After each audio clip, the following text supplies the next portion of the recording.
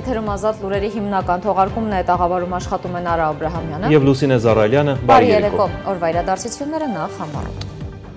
9 անձից բաղկացած արշավախումբ է մնացել Արագած լեռան ձնահյուսի տակ, 8 անձ դուրս է եկել, մեկն անհետ կորել է։ Վարչապետը հեռախոսազրույց է ունեցել Եվրոպայի խորհրդի գլխավոր քարտուղարի հետ, քննարկվել են Հայաստան ԵԽ գործընկերությանը, կազմակերպության աջակցությամբ Հայաստանում իրականացվող բարեփոխումներին վերաբերող հարցեր։ Հայաստանը հետաքրքրված է հնդկական պաշտպանական սարքավորումների գնմամբ, սակայն մտադիր չէ դրանք կիրառել երրորդ կողմի դեմ, քանի որ հետևում է խաղաղության օրակարգին։ Միրզոյանը հարցազրույց է տվել հնդկական լրատվամիջոցին։ Հնդկաստան կատարած պաշտոնական այցի ընթացքում Միրզոյանը ելույթ է ունեցել համաշխարհային հարցերով հնդկական խորհրդում, որտեղ քննարկել է տարածաշրջանային անվտանգության, աշխարհաքաղաքական զարգացումների և միջազգային գործակցության հարցեր։ Եվրոպական խորհրդարանը վաղը կքննարկի Ադրբեջանում պահվող հայ ռազմագերիների հարցը, իսկ Բաքվում շարունակվում են շինծու գործերով դատական լսումները։ Ընթացող դատավարությունները վերածվել են քաղաքական ճնշման գործիքի, որտեղ արդարադատությունը փոխարինվում է ցուցադրական հաշվեհարդարով։ Չնայած ուկրաինական պատերազմը կանգնեցնելու Վաշինգտոնի ջանքերը վերջերս խոչընդոտների էին բախվել, սակայն Միացյալ Նահանգները քայլերն այս ուղղությամբ շարունակվում են, և ամերիկյան ու ուկրաինական պատվիրակությունները սկսել են բանակցել։ Երևանի բոլոր վարչական շրջաններում մեկնարկել է ծառերի գարնանային էտը։ Սանիտարական էտ կիրականացվի 300-ից ավելի բակերում, 30 փողոցներում, 20-ից ավելի այգիներում, պուրակներում և հանրային հասցեներում։ Վարդանյան ընտանիք բարեգործական հիմնադրամի ջանքերով ստեղծված բարերար.am նոր շահույթ չհետապնդող կայքն ու հավելվածն արդեն 6 ամիս է, հնարավորություն է տալիս առանց որևէ միջնորդի օգնել երեխա ունեցող սոցիալապես ծայրահեղ ծանր վիճակում գտնվող ընտանիքներին։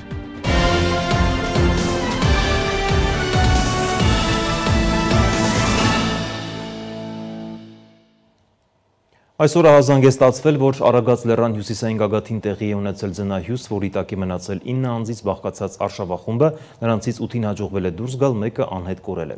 Դեպքի վայր են մեկնել փրկարարները։ Ի դեպ շրջակա միջավայրի նախարարությունը տեղեկացնում է, որ հանրապետությունում դիտվող բարձր ջերմաստիճանի պայմաններում նկատվում է ձնահյուսերի վտանգի հավանականության բարձրացում։ Գերատեսչությունը անվտանգությունից ելնելով կոչ է անում խուսափել լեռներ այցելություններից։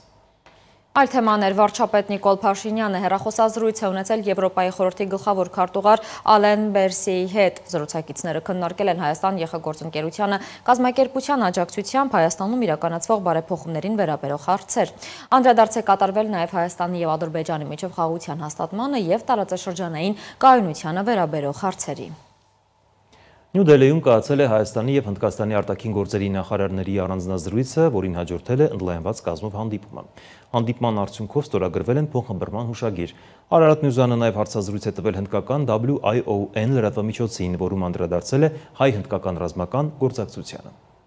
Հնդկական արտադրության պաշտպանական սարքավորումները հետաքրքրություն են ներկայացնում Երևանի համար, Հայաստանն առանցքային ուշադրություն է դարձնում իր պաշտպանական հատվածի բարեփոխմանը։ Այս մասին հնդկական BION-ի հետ հարցազրույցում հայտարարել է Հայաստանի արտգործնախարար Արարատ Միրզոյանը, շեշտելով Հայաստանի բանակի բարեփոխումները որևէ երրորդ երկրի դեմ չեն։ Միրզոյանն ասել է, որ Հայաստանն ու Հնդկաստանը վերջին տարիներին զգալիորեն խորացրել են պաշտպանական գործակցությունը։ Հնդկաստանը դարձել է Հայաստանին ռազմական տեխնիկայի հիմնական մատակարար։ Մենք գտնվում ենք մեր պաշտպանական հատվածի բարեփոխման, մեր բանակի արդիականացման փուլում, եւ այստեղ հնդկական փորձը որոշ կոնկրետ ոլորտներում, նաեւ Հնդկաստանում արտադրված սարքավորումները մեզ հետաքրքրում են։ Հնդկաստանից գնումներն ուղղված են միայն Հայաստանի պաշտպանական համակարգի բարեփոխմանը։ Պաշտպանությունը այն ուղղություններից է, որտեղ մենք շատ սերտ գործակցում ենք Հնդկաստանի հետ։ Հայաստանի արտգործնախարարը միաժամանակ ընդգծել է Հայաստանն ունի խաղաղության օրակարգ բանակցություններ է վարում արևելյան հարևանի հետ։ Ուստի կենտրոնացած է խաղաղության և կայունության հաստատման և հարևանների հետ հարաբերությունների կարգավորման վրա։ Անդրադառնալով հայ-հնդկական ռազմական գործակցության վերաբերյալ Ադրբեջանի հնչեցրած դիրքորոշմանն ու տարբեր ձևակերպումներով փաթեթավորված արձագանքին, Հայաստանի արտաքին գերատեսչության ղեկավարը կրկին ընդգծել է. Հայաստանի մտադրությունը միայն սեփական պաշտպանունակության արդիականացումն է։ Հնդկաստանից տեխնիկայի ձեռքբերման նպատակը ավելի լավ պաշտպանական կարողություններով բանակ ունենալն է։ Հայաստանը որևէ երրորդ երկրի դեմ ագրեսիայի որևէ մտադրություն չունի։ Հայաստանի արտգործնախարարը խոսել է նաև Չաբահար նավահանգստի օգտագործման հնարավորության մասին։ Միրզոյանն ասել է, որ Երևանն անում է ամեն հնարավորը իր լոգիստիկ երթուղիներն ունենալու կամ խթանելու համաշխարհային տարանցիկ երթուղիների մաս դառնալու համար։ Մենք հանդես ենք եկել մեր խաղաղության խաչմերուկ նախաձեռնությամբ, բայց այն դուրս է գալիս Հարավային Կովկասից, հատկապես հաշվի առնելով, որ եթե այն իրականացվի, այս նախագիծը դրական ազդեցություն կունենա ոչ միայն Հարավային Կովկասի 3 երկրների վրա։ Մենք շահագրգռված ենք նոր տարանցիկ երթուղիների ուսումնասիրությամբ, ներառյալ նավահանգիստները, երկաթուղիները, էլեկտրական մալուխները, ինտերնետ մալուխները եւ այլն։ Դա իրականացնելու համար առաջին հերթին պետք է կենտրոնանալ մեր հարևանների հետ բանակցությունների վրա։ Նկատի ունեմ Ադրբեջանին։ Մենք հավատում ենք երկու երկրների համար փոխշահավետ առաջարկին, բայց եւ շարունակում ենք բանակցությունները մեր սահմանների բացման եւ Հայաստանը Թուրքիայի հետ կապող երկաթուղային ենթակառուցվածքի վերագործարկման վերաբերյալ։ Հնդկաստանի եւ Հայաստանի միջև ռազմական գործակցությունը նոր չէ, բայց այն ավելի ամուր հիմքերի վրա դրվեց 2020 թվականի Արցախյան պատերազմից հետո։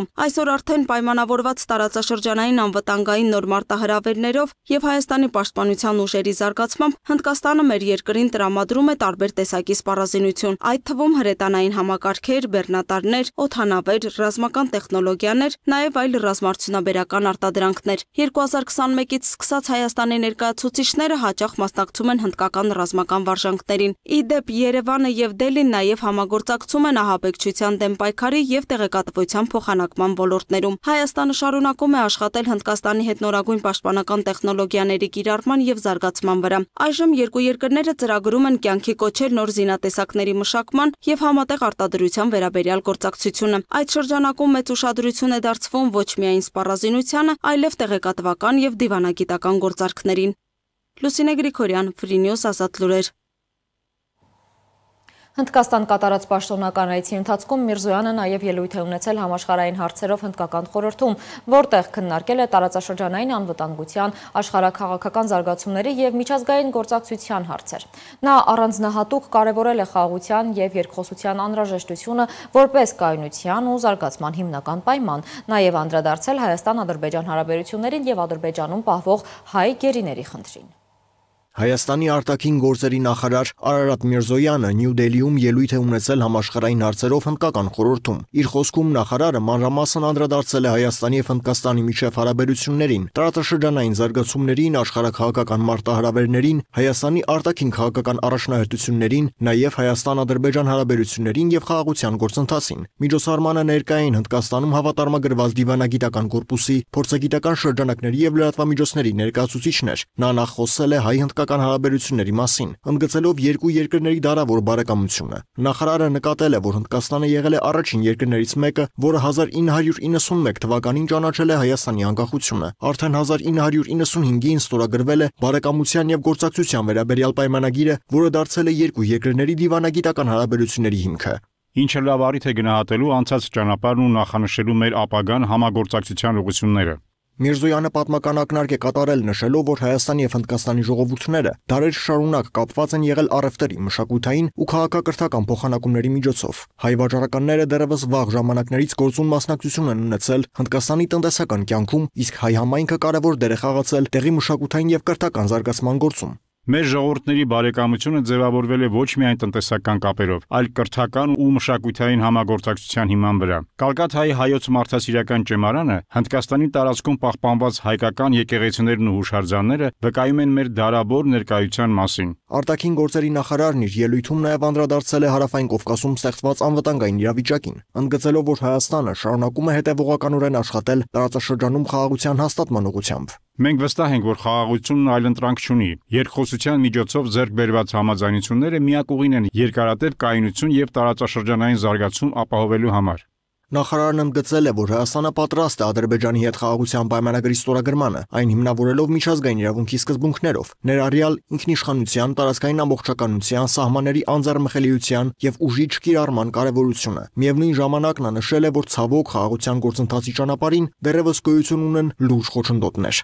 Ադրբեջանը շարունակում է տարածել ագրեսիվ ռետորաբանություն եւ ներկայացնել Հայաստանի ինքնիշխան տարածքի նկատմամբ անընդունելի պահանջներ, այդ թվում այսպես կոչված արևմտյան Ադրբեջան նարատիվի միջոցով։ Արտգործնախարարը նաև անդրադարձել է Ադրբեջանում պահվող հայ գերիների խնդրին, նշելով, որ այս պահին 23 հայերի նկատմամբ տեղի են ունենում բեմադրված դատավարություններ, որոնք հակասում են միջազգային իրավունքին։ Մինչ մենք այստեղ խոսում ենք խաղաղության մասին, Ադրբեջանում շարունակում են հայերի կամայական ձերբակալությունները եւ քաղաքական շոուն հիշեցնող դատավարությունները, որոնք որևէ աղերս չունեն արդարադատության հետ։ Միրզոյանը շեշտել է, որ հումանիտար խնդիրների չլուծված լինելը կարող է խոչընդոտել խաղաղության գործընթացին, ուստի այս հարցերը պետք է շուտապույտ լուծում ստանան։ Ելույթում շոշափվել են նաեւ տնտեսական համագործակցության հարցերը, մասնավորապես Հայաստանի ներգրավվածությունը հյուսիս-հարավ միջազգային տրանսպորտային միջանցքի նախագծում եւ Չաբահար նավահանգստի զարգացման գործում։ Նախարարը նշել է, որ Հայաստանը շահագրգռված է ապաշրջափակել տարածաշրջանային տրանսպորտային ենթակառուցվածքները հիմնվելով ինքնիշխանության, ազգային իրավազորության եւ փոխադարձության սկզբունքների վրա։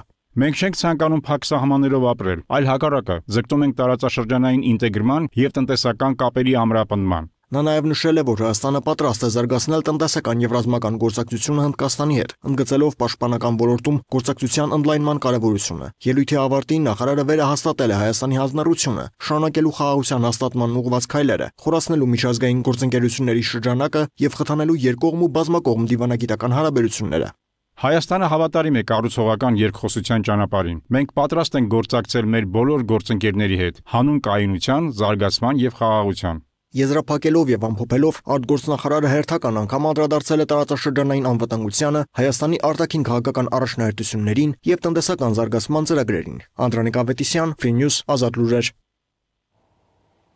Վերջին ամիսներին Բաքվում ընթացող դատավարությունները վերածվել են քաղաքական ճնշման գործիքի, որտեղ արդարադատությունը փոխարինվում է ցուցադրական հաշվեհարդարով։ Բաքուն իրավական գործընթացի անվան ներքո առաջ է մղում իրենց օրակարգը, անտեսելով միջազգային իրավունքի սկզբունքները։ Այդ գործընթացին զուգահեռ չեն դադարում նաև ադրբեջանական կողմի հայտարարությունները Հայաստանի հետ խաղաղության օրակարգի վերաբերյալ։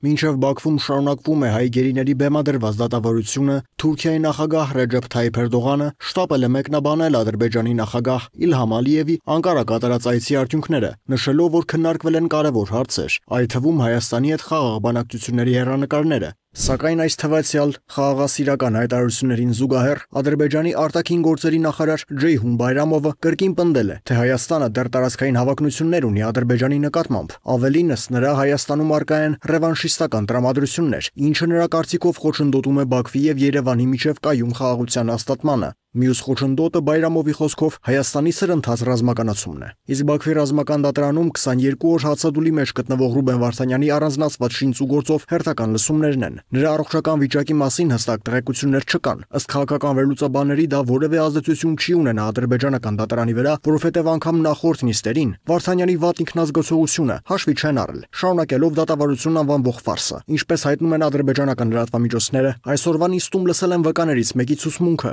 Վկանի Պրեվազգությամբ հայ է, որն ապրել է Արցախում։ Նա հայտնել է, թե Ռուբեն Վարդանյանը Արցախ է տեղափոխվել 44-օրյա պատերազմից որոշ ժամանակ անց եւ սկսել է 15-ից 60 տարեկան տղամարդկանց հավաքագրումը։ Ըստ այդ վկայի, իբրև Վարդանյանը զինված ջոկատներում ներգրավելու համար այդ տղամարդկանց 700-ից 2000 դոլար է տվել։ Իդեպ Արցախի նախկին պետնախարարը կրկին հրաժարվել է պատասխանել դատարան կոչվածի հարցերին, տեղի ունեցողը համարելով շոու ու իմիտացիա։ Այդուհանդերձ փորձագետները կարծում են, որ իրավիճակը այդքան էլ անհույս չէ։ Մարտի 18-ին Շվեյցարիայի խորհրդարանի վերին պալատը նախատեսում է քննարկել Լեռնային Ղարաբաղի հակամարտության շուրջ միջազգային խաղաղության համաժողով կազմակերպելու մասին բանաձևը։ Բացի այդ, մարտի 12-ին Եվրախորհրդարանը լիագումար նիստում կքննարկի Բաքվում ապօրինաբար պահվող հայ գերիների հարցը, թե ինչ ազդեցություն կունենան այս գործընթացները Ադրբեջանի դիրքորոշման եւ մասնավորապես դատավարություն կոչվածի վրա, ժամանակը ցույց կտա։ Միևնույն ժամանակ ուշադրության է արժանի նաեւ այն հանգամանքը, որ Ռուսաստանի նախագահ Վլադիմիր Պուտինը վերջերս բարեկամության շքանշանով պարգևատրել է Ադրբեջանի Միլի Մեջլիսի խոսնակին, ի նշան ռուս-ադրբեջանական հարաբերությունների ամրապնդման գործում ունեցած վաստակի։ Փորձագետների կարծիքով այս իրադարձությունները կարող են որոշակի ազդեցություն ունենալ թե տարածաշրջանային զարգացումների, թե բուն դատապրոցեսի վրա։ Անդրանիկ Ավետիսյան, Free News, Ազատ լուրեր։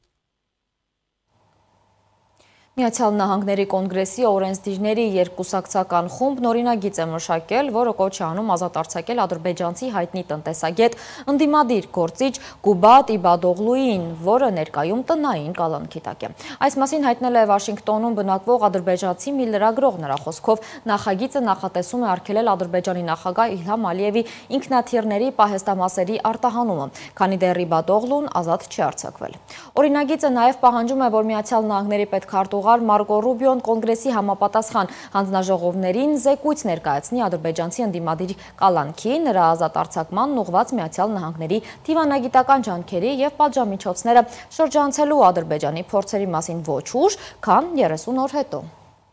Չնայած ուկրաինական պատերազմը կանգնեցնելու Վաշինգտոնի ջանքերը վերջերս խոչընդոտների է բախվել, սակայն Միացյալ Նահանգների քայլերը այդ ուղղությամբ շարունակվում են և ամերիկյան և ուկրաինական պատվիրակությունները սկսել են բանակցել։ Սաուդյան Արաբիայում այսօր կայացել է բանակցության առաջին փուլը։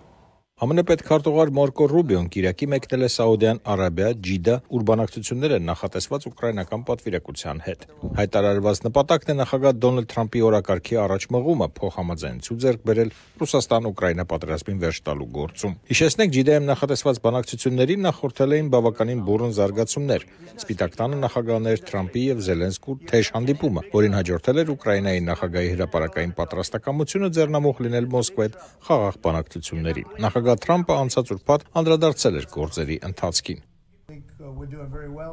Կարծում եմ շատ լավ ենք առաջ գնում Ռուսաստանի հետ, բայց հենց հիմա նրանք դաժանաբար ռմբակոծում են Ուկրաինան։ Բայց անկեղծ ասած, ինձ ավելի դժվար է գործ ունենալ Ուկրաինայի հետ, նրանք զուրկ են խաղաղ քարտերից։ Կողմերին բանակցությունների սեղանի շուրջ նստեցնելու համար Թրամփը ճնշումներ էր գործադրել կողմերի վրա։ Նա սառեցրեց Ուկրաինայի համար նախատեսված ռազմական օգնության և հետախուզական տվյալների տրամադրումը, միաժամանակ սպառնալով Ռուսաստանին ընդգրկում պատժամիջոցներով։ Ավելի ուշ կիրակի ԱՄՆ նախագահը հայտարարեց, թե Վաշինգտոնը գրեթե վերականգնել է Ուկրաինայի հետ հետախուզական տվյալների փոխանակումը և հույս հայտնեց, որ Սաուդյան Արաբիայում ուկրաինացի պաշտոնյաների հետ առաջիկա բանակցությունները կտան դրական արդյունքներ։ Գրեթե վերականգնել ենք հետախուզական տվյալների տրամադրումը Կիևին, ասել էր Դոնալդ Թրամփը լրագրողներին։ Դիտորդների խոսքով ռուս-ուկրաինական համաձայնության կայացումը քաղաքական առումով խիստ կարևոր է Թրամփի համար։ Նա ըստ էության հանձն է առել, որ իր նախագահության օրոք ձեռք կբերվի ինչ-որ համաձայնություն, սակայն բանակցությունները ներառում են բազմաթիվ խաղացողների՝ Ռուսաստանին, Ուկրաինային, Եվրամիությանը։ Ինչևէ, Ջիդայում սպասվող ամերիկա-ուկրաինական բանակցությունների նախօրեին Վաշինգտոնում հանրահավաքի էին դուրս եկել Ուկրաինայի կողմնակիցները, հանգիստ չէր նաև օվկիանոսից այն կողմ։ Ռուսական ուժերը շարունակում են գրոհները ուկրաինական խաղաղ բնակավայրերի դեմ։ Պակիստանում ահաբեկիչները պատանդ են վերցրել մոտ 500 ուղևորի ահաբեկության թիրախում Իրանին սահմանակից Բելուջիստան նահանգի մայրաքաղաք Քվետայից Փեշավար ուղևորվող գնացքն է եղել։ Հարձակման պատասխանատվությունը ստանձնել է Բելուջիստանի ազատագրական բանակ խմբավորումը, որը սակայն որևէ պահանջ դեռևս չի ներկայացրել։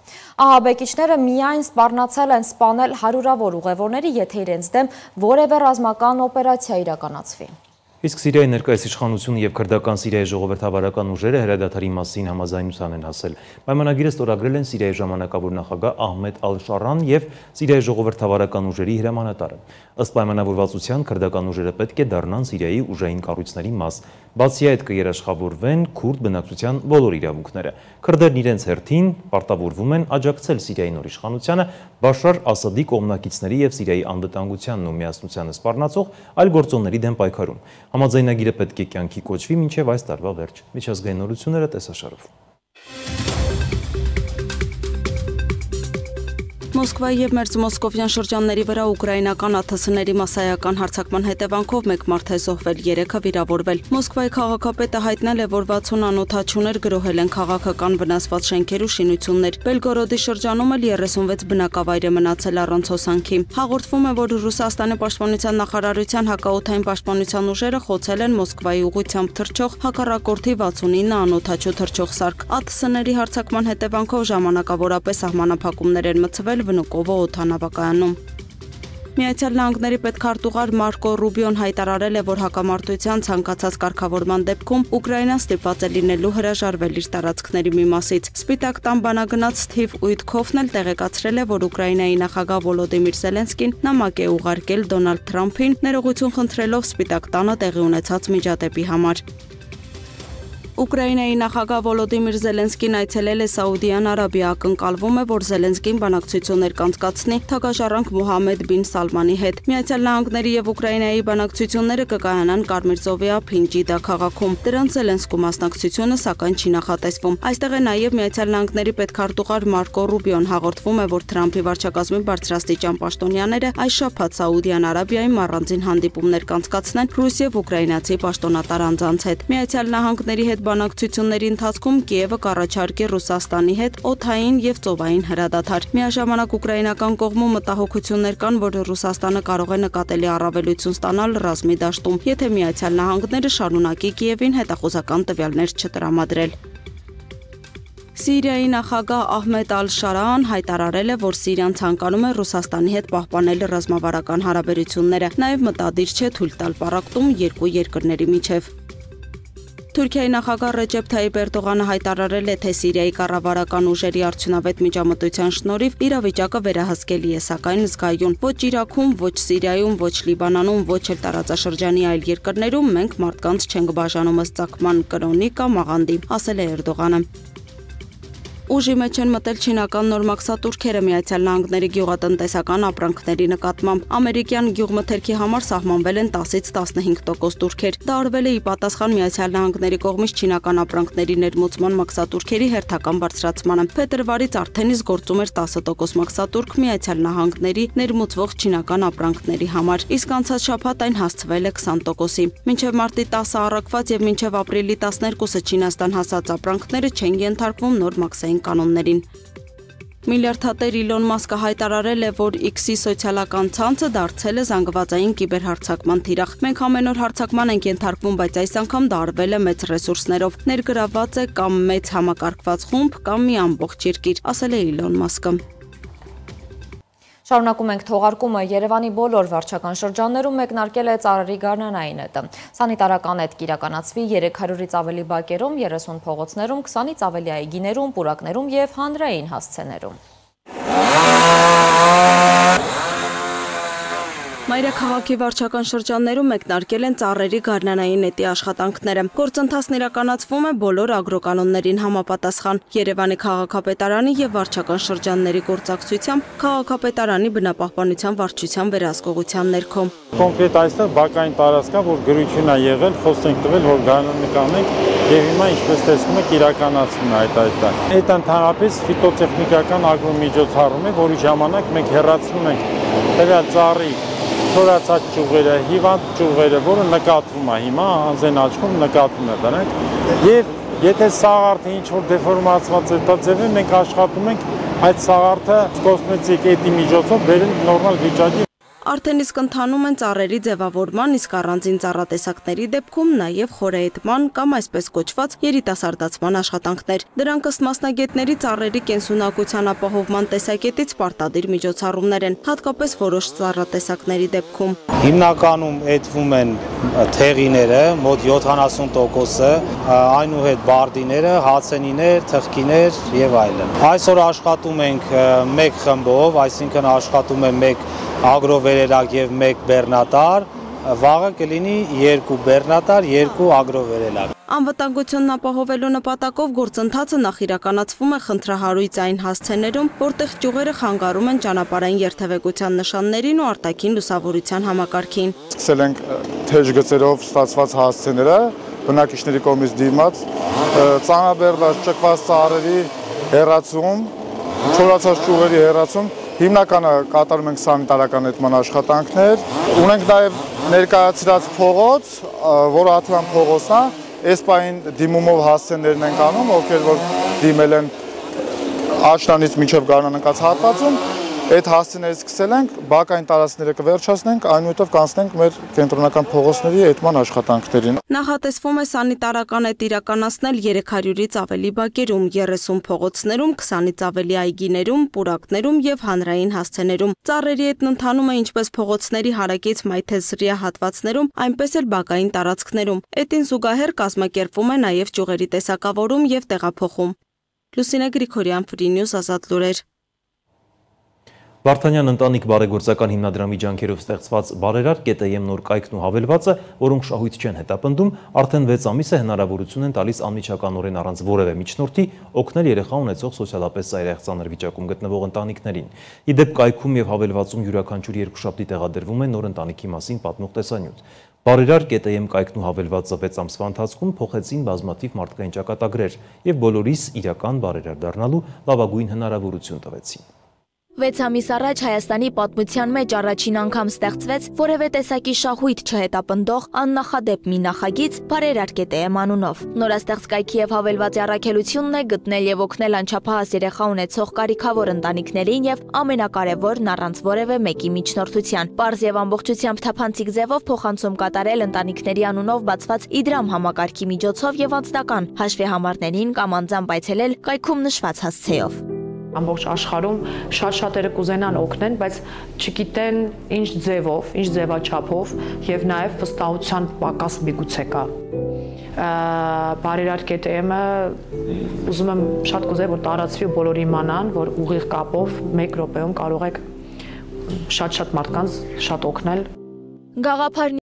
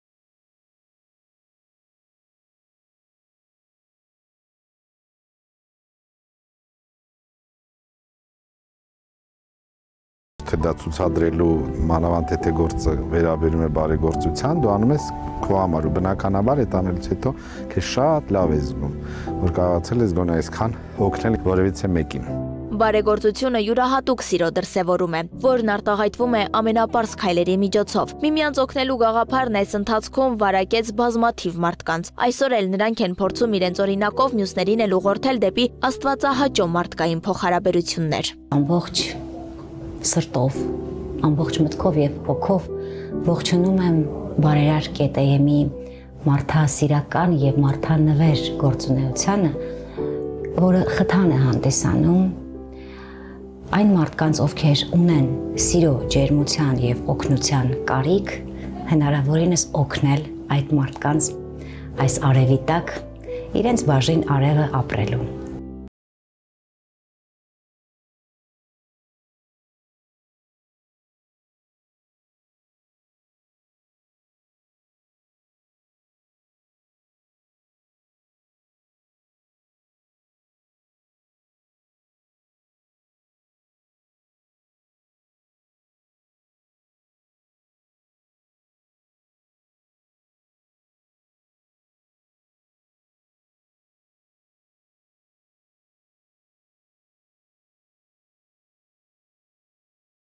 Համար այսքանը ցտեսություն։ Ցտեսություն։